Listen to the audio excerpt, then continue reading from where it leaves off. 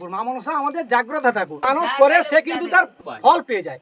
Guys এখন বাজে রাত 11টা, ঠিক আছে। এখন আমাদের মা মনসা মন্দিরের কাছে এত আয়োজন কিসের জন্য হচ্ছে একটু পুরোহিত মশাইকে জিজ্ঞেস করিনি, ঠিক আছে জেঠু।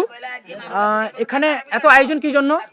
মা মনসার কাছে আজ থেকে ধরে রাখা 100 বছরের আগে ওইখানে মা মনসা মন্দিরে নিশা হোম হয়। হ্যাঁ, রাত 12টার পরের থেকে এটা হয়, এবং দুর্গাপূজার উপলক্ষে অষ্টমীর দিন তিথিতে উনি আমাদের জাগ্রত ঠাকুর। মা মনসা আমাদের জাগ্রত ঠাকুর, যে মানত করে সে কিন্তু তার ফল পেয়ে যায়।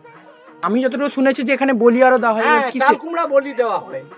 এটা আমাদের দেশের পক্ষ থেকে হয়, এবং যার মানত থাকে তারাও এসে দেয়।